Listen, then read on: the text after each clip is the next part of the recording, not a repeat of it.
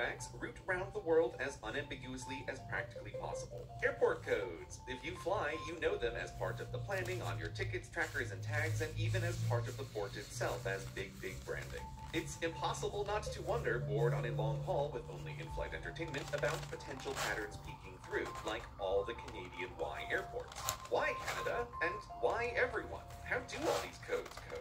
Well, neighbor, to find the answer, we need to divert this flight to YUL, the Canadian city that's capital of codes, Montreal, where is headquartered IATA, the International Air Transport Association. It's not a governmental organization, more an independent aviation agency for airlines, where they work to make airports and airplanes increasingly interoperable, using humanity's most exciting and powerful, yet oft maligned as dull tool, standards. One of which is the IATA Airport Code, 3 letters to identify every airport in the world, from the most connected to the least.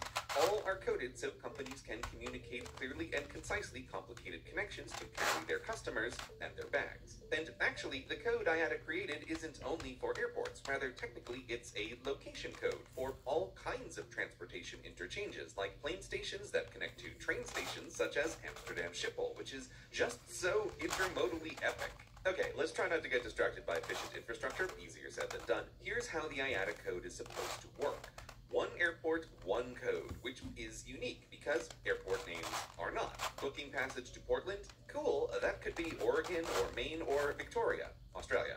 Ambiguity is the enemy. International flying creates communication connections between every language on Earth. So the IATA code helps when you don't speak Greenlandic or Odia, but still need to book a flight to Kangerlussuaq via Bhubaneswar. I'm so sorry, Greenland and India. Instead of Mongoling pronunciation, it's just SFJ via BVI. Much clearer, not just for you, but also for the ground crew getting the bags through. Ideally, the IATA code comes from the first 3 letters of the location, like with Gibraltar, where Gibraltar Airport is given GIB, Gib Gibraltar. So going to Cork, it'll be COR, Core Ireland. Oh, that didn't work. Seems Cordoba, Argentina built their airport first and got COR ahead of Cork, so, Ork for Cork. Tough noogies, Ork, Germany. That's an adorable town name you've got there, but you're going to need to pick something else for your code. Thus, a single code collision kicks off a consistency cascade as airports compete for clear codes. So, if your local airport has an odd 3 letters, there's probably a rival port that picked previously. This is one of the major things IATA does, coordinate everyone's code preferences, which means dealing with not just individual airports, but all the aviation agencies in different countries, some with their own desires for inter-country code consistency, such as Canada, who clearly named all the Ys. Thus, picking a Y1 at random, at least you know roughly where you're going to go. Oops, no, that didn't work. YKM brought us to Washington, USA, and since we're here, we might as well talk about the FAA. In America, the Federal Aviation Administration, daughter of the Department of Transportation, is given the job of assigning all American airports an American airport code.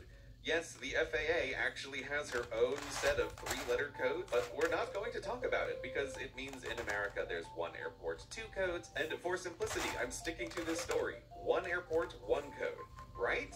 Right. Now, FAA has letters she'd really rather American airports not. Please no N, Q, W, K, Z, or Y. N is reserved for the Navy for, OMG, is it aircraft carriers? No, they use an unrelated and additional system that we're also not going to talk about. The Navy N is given to Navy bases with airports. So American airports like Nashville that seem like they should start with the letter N were encouraged to pick something else, like B, or Nashville. There is also A for the Army and the Air Force, although not all the A's, so there's a bunch of A airports like Albuquerque, Aberdeen, Anchorage, Amarillo, and Augusta. Next, Q FAA once avoided because of checks notes. Morse code? Wow, really? There's a set of 3-letter international Morse codes that begin with Q for quickie communications that are still used, I guess? So, because